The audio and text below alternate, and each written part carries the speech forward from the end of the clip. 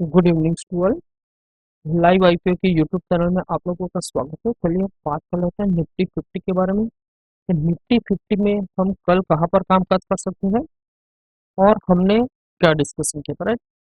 तो देखिए दोस्तों, यहाँ पर जिस तरह से हमने एक ये जो चैनल ड्रॉ किया हुआ है, उसी चैनल के अंदर अब मार्केट वर्किंग करता हुआ दिखता है, राइट। तो ये जैसे हमारा रेजिस्टेंस था, ये हमारा सपोर्ट, करेक्ट। ओके, अब लास्ट 3 to 4 डेज से जो मार्केट के अंदर जो सिचुएशन बना, जो मार्केट की मूवमेंट हुई, तो उस मूवमेंट को जो नए नए ट्रेडर है, जो रिटेल ट्रेडर है, ठीक है, उन लोगों ने बहुत बहुत बहुत लॉस किया। इतना ज्यादा लॉस किया है कि शायद अब वो वापस स्टॉक मार्केट में आ ही नहीं पाएंगे।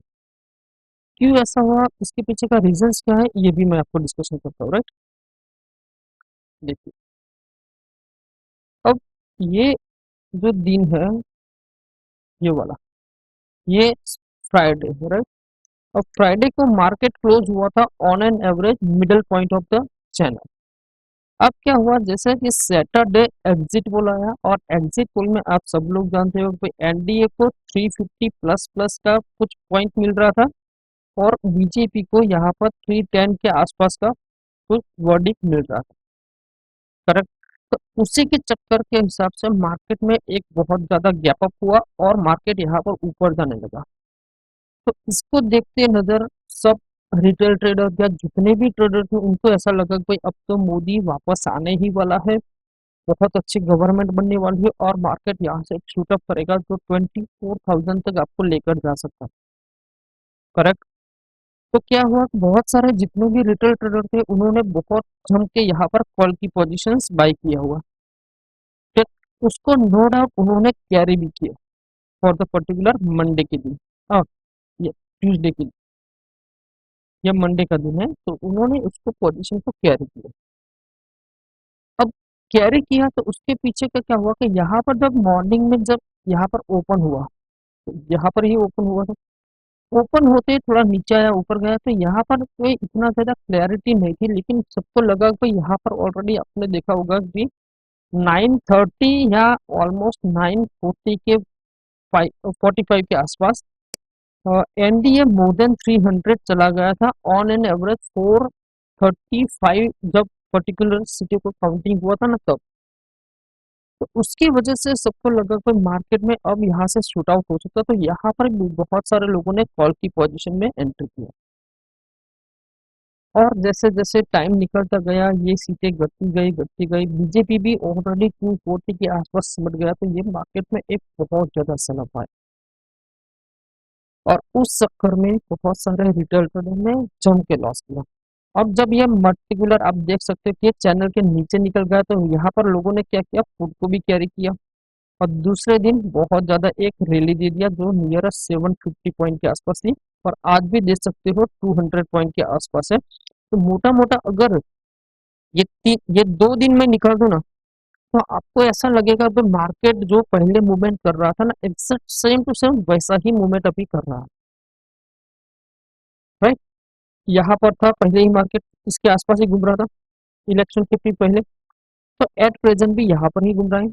लेकिन आज की डेट आप नोट करना है तो नोट कर लीजिए, कौन सी तारीख है, 6 तारीख है, टाइम बजा है 9 बजे।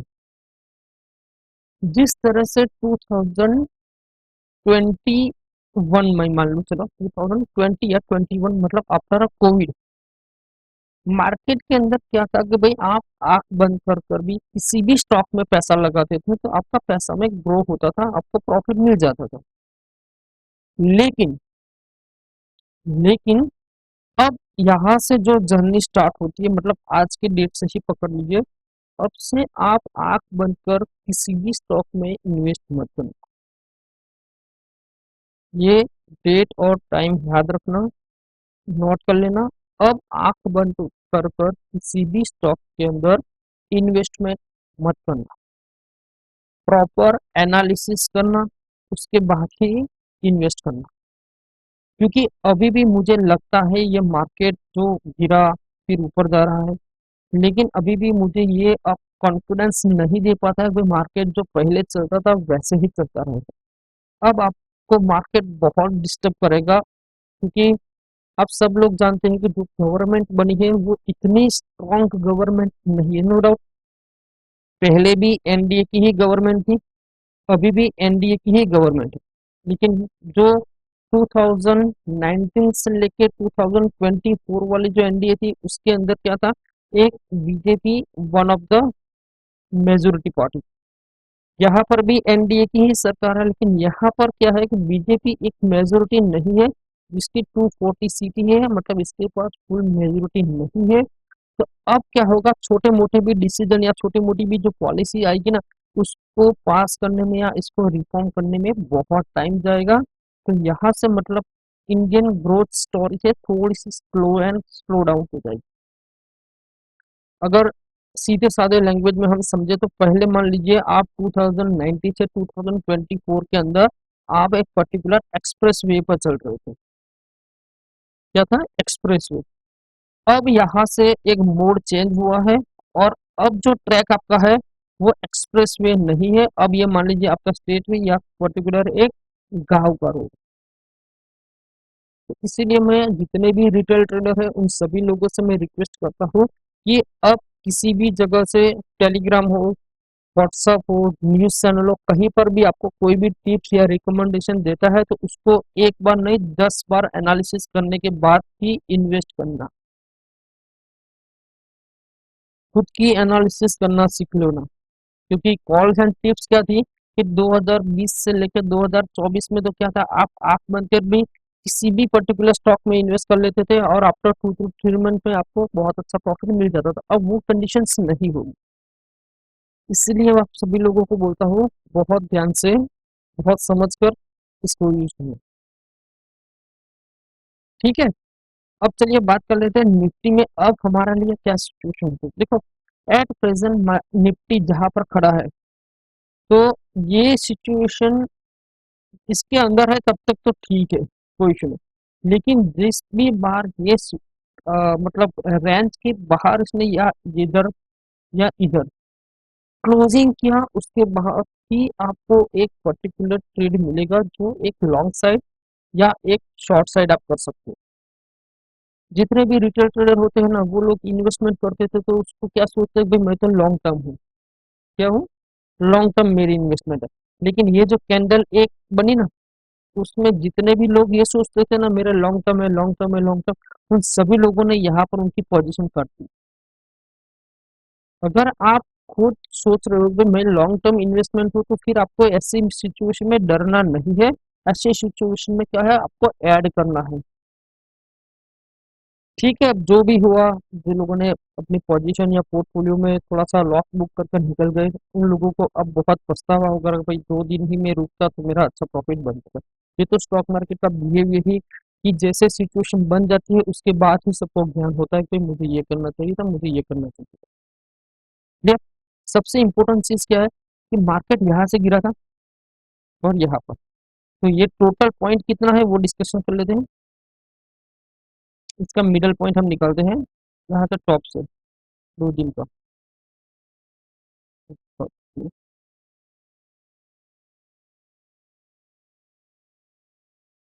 ओके, तो इसका मिडल पॉइंट कहाँ पर है, किसी को दिख रहा है? ये इसका मिडल पॉइंट। ठीक है, तो ये जो पर्टिकुलर मिडल पॉइंट है तो इसके भी ऊपर निकल चुका है, करेक्ट। तो मतलब अभी भी मार्केट में एक स्ट्रांगनेस है जो मार्केट को अब ऊपर ले जाने के लिए रेडी है। लेकिन पहले यहाँ पर जितना कॉन्फिडेंस था मेरे अंदर पे ऊपर जाने में, अब इतना कॉन्फिडेंस यहाँ पर नहीं है कि वो ऊपर जाएगा। ऊपर जाएगा कोई पर्टिकुलर कोई स्टेटमेंट आ जाएगी, मार्केट तुरंत नीचे। मार्केट ऊपर जाएगा, कोई स्टेटमेंट आ जाएगी, मार्केट नीचे। और आज भी देखो इंडिया विक्स में ऑन एन एवरेज 11% का एक फॉल हुआ। ये इंडिया विक्स 11% क्यों गिरा है, उसके पीछे का रीजन क्या है? क्योंकि पहले क्या था कि यहाँ तक हमारे पास कोई पर्टिकुलर ये डिसीजन नहीं था कि कौन सी गवर्नमेंट बनेगी। अब यहाँ पर क्लियर आउट हो चुका है कि गवर्नमेंट कौन सी बनने वाली है। तो अब इंडिया विक्स पुल अप होना स्टार्ट हो चुका है और 16 पर आ चुका है, मतलब हमारी एक नॉर्मल रेंज जिसको हम बोलते हैं। तो अब हमारे लिए ट्रेडिंग बहुत अच्छी यहाँ पर हम कर सकते हैं, करेक्ट। ओके, और एक चीज आप सभी लोगों से मेरी एक रिक्वेस्ट है कि इसको आप फॉलो करना। अब से मतलब कल से जब भी आप ट्रेडिंग करते हो ना, कभी भी आप ट्रेडिंग करते हो, चाहे आप इन्वेस्टमेंट करो कि चाहे आप इंट्राडे करो, स्विंग ट्रेडिंग करो या पोजिशनल करो, कुछ भी करो, किसी के ऊपर भरोसा मत करना। ये मेरी आपसे एक रिक्वेस्ट है, आप मुझ पर भी ब्लाइंडली भरोसा मत करना। आप खुद का एनालिसिस करना सीख जाइए, टेक्निकल एनालिसिस सीख जाइए, फंडामेंटल एनालिसिस सीख जाइए। अगर ये आप नहीं सीख सकते हो तो प्लीज स्टॉक मार्केट को छोड़ दो, आप कभी पैसा नहीं कमा पाओगे। ठीक है, या तो आप एनालिसिस करना मतलब टेक्निकल एनालिसिस सीख जाइए, या तो पर्टिकुलर फंडामेंटल एनालिसिस सीख जाइए। अगर ये दोनों भी आपको नहीं सीखना है, सिर्फ और कॉल एंड टिप्स पर ही टिकना रहना है, तो फिर आप पैसा नहीं बना पाओगे, नहीं बना पाओगे, नहीं बना पाओगे। अब तक का जर्नी जो था मैंने आपको बता दिया, वो बहुत इजी जर्नी थी। मार्केट एक मतलब बुल ट्रेंड में चल रहा था, तो यहाँ पर क्या होता, आंख बंद कर कर जब कोई भी स्टॉक ले लेते तो प्रॉफिट बन जाता था। अब ऐसी सिचुएशन नहीं है, इसीलिए मैं आप सभी लोगों से रिक्वेस्ट करता हूँ, अब की बार जब भी आप ट्रेड करते हो प्योरली एनालिसिस कीजिए, तब जाके आप ट्रेड कीजिए। क्योंकि यहाँ पर सबसे ज्यादा दिक्कत क्या है पता है आपको, आपके ऊपर खुद पर भी भरोसा नहीं है, बस प्रॉब्लम ये है। क्यों नहीं है कि मान लीजिए कल आप मॉर्निंग में काम करते हो, रिलायंस यहाँ से मान लीजिए 5 या मतलब मान लीजिए 2% ऊपर है, फिर भी आप अगर इसमें ट्रेड करने जाओगे तो आपका कॉन्फिडेंस इतना पावरफुल नहीं होगा, आपके अंदर वो ग्रीडीनेस होगा कि ये अभी गिर जाएगा, ये हो जाएगा, वो हो जाएगा। लेकिन अगर मान लीजिए यही ट्रेड अगर कोई पर्टिकुलर टेलीग्राम चैनल वाला एक टिप्स दे देता है कि नहीं भाई आप रिलायंस बाय करो, आपको यहाँ से ऊपर जाएगा, तो यहाँ पर आपका कॉन्फिडेंस चेक करना। ये मैं नहीं बोल रहा हूँ, आप खुद चेक करना कि अगर आप खुद की एनालिसिस से एक ट्रेड निकालते हो, करेक्ट, और उसके अंदर कॉन्फिडेंस लेवल कितना होता है, और अगर मान लीजिए कोई ऐसा टेलीग्राम चैनल है जहां पर आपको कॉल टिप्स दिया जाता है, तो यहाँ पर आपको टिप्स मिलती है, उसके अंदर भी एक ट्रेड आता है, तो उसमें कॉन्फिडेंस कितना होता है, या आप खुद चेक कर लेना, उसके हिसाब से ही आपको पता चल जाएगा फिर मुझे क्या करना चाहिए। यहाँ पर क्या होता है, हम अपने हिसाब से जो एनालिसिस करके निकालते हैं ना, उसके अंदर हमारा कॉन्फिडेंस ही नहीं रहता, हमें यही नहीं लगता कि इसमें हम प्रॉफिट कमा पाएंगे, नहीं कमा पाएंगे, क्या होगा क्या नहीं होगा। लेकिन अगर मान लीजिए किसी भी पर्टिकुलर अनजान इंसान, जहाँ पर वो इंसान को आप मिले नहीं हो, देखा नहीं है, कुछ भी उसके बारे में जानते नहीं हो, फिर भी वो पर्टिकुलर एक कॉल या टिप्स दे देता है, उसके ऊपर हम आंख बंद कर कर भरोसा कर कर यहाँ पर हम हमारा पैसा लगाते हैं। ठीक है, तो ऐसा गलती मत कीजिए। आप अपना खुद का कॉन्फिडेंस डेवलप कीजिए और फिर ट्रेडिंग कीजिए। नो डाउट आपको बहुत अच्छे टेलीग्राम चैनल, बहुत अच्छे यूट्यूब चैनल, सब कुछ मिल जाएगा जहाँ पर आपको बहुत अच्छा नॉलेज वॉलेज दिखता है। ठीक है, फॉर एग्जाम्पल एक बात बताता हूँ, आज मान लीजिए आज तक है राइट, अब आज तक के अंदर कोई रिपोर्ट मतलब कोई न्यूज चलती है, तो उस न्यूज के अंदर आप कितना भरोसा करते हो। ठीक है, ओके, और मान लीजिए, या मान लीजिए आज तक वाले ट्रेडिंग सिखाते हैं, ठीक है, तो आप उसके ऊपर कितना भरोसा करोगे, वो आपको बता। दूसरी बात, अगर वही चीज अगर मान लीजिए कोई एक यूट्यूबर सिखाता है, तो आप उसके ऊपर कितना भरोसा करोगे।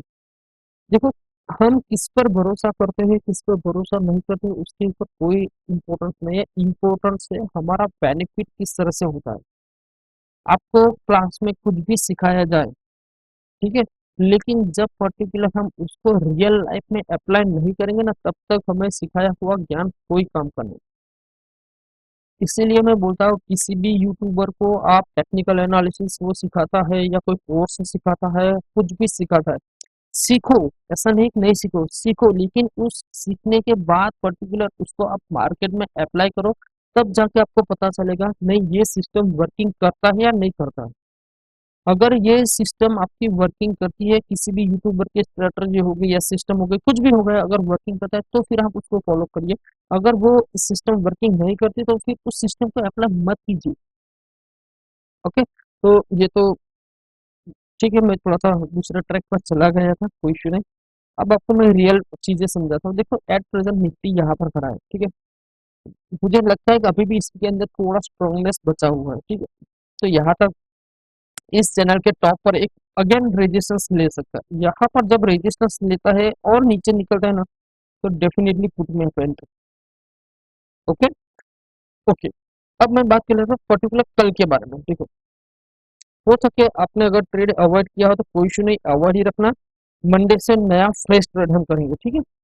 आज भी मैंने एक ट्रेड लिया था, कल भी दिया था। देखो, कल मैंने एक एसबीआईएन का मैंने ट्रेड लिया था 800 का सीई, करेक्ट। उसमें भी बहुत अच्छा प्रॉफिट मिला।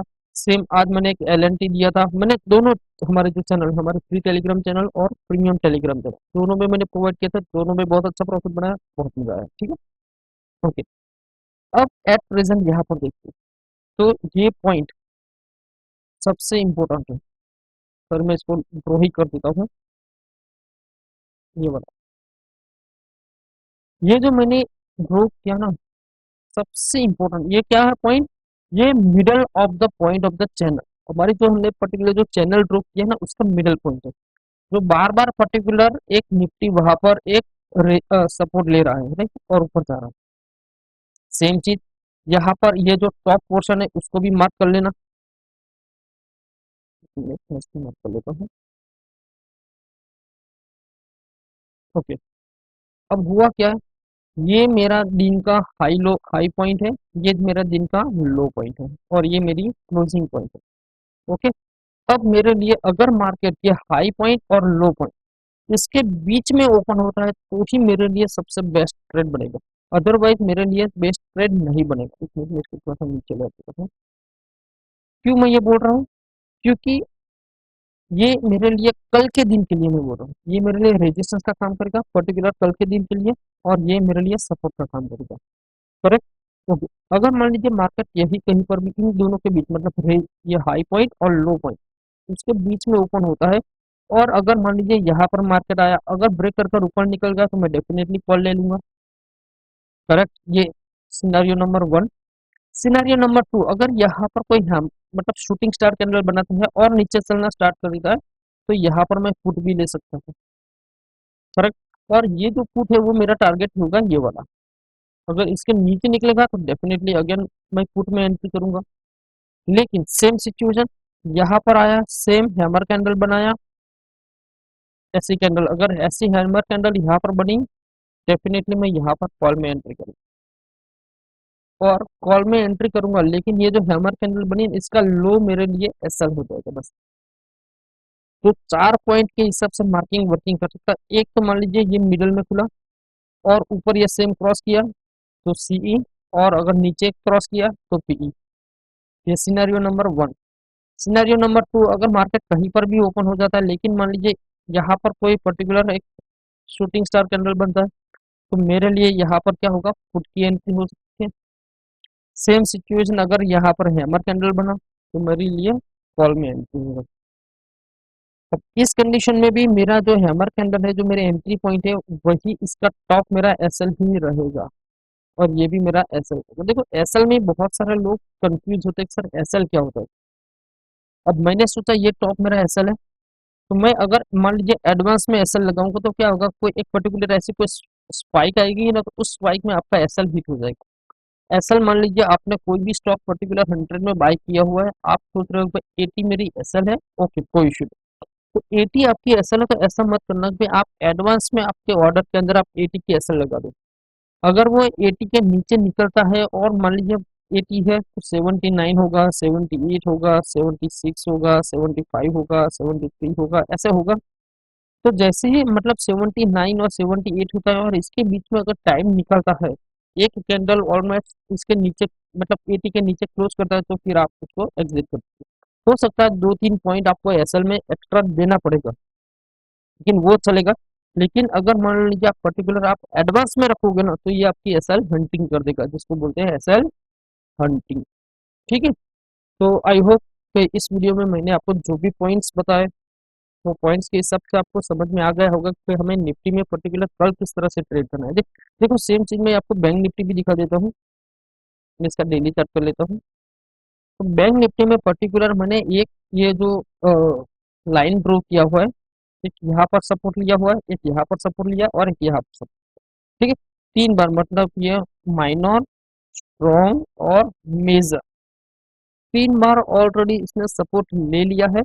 तो अब नेक्स्ट मैं नहीं चाहता वो इसको ब्रेक, हाँ इसको ब्रेक करेगा तो डेफिनेटली आपको बहुत लंबे नीचे के साइड के भी ट्रेड मिल सकते हैं। ठीक है, ओके। तो आई होप सब ऑलमोस्ट क्लियर हो चुका है मैंने जो अभी बताया वो। ठीक है, आई होप आपको वीडियो पसंद में आया भी होगा। अगर वीडियो अच्छा लगा हो तो वीडियो को लाइक एंड शेयर कर दीजिए। चैनल पे आप नए हो तो चैनल को सब्सक्राइब कर दीजिए और दूसरों को भी शेयर कीजिए। नेक्स्ट में जितने भी हो सके उसमें आप उसको ज्वाइन कीजिए। नेक्स्ट वीडियो में। जय हिंद, जय भारत।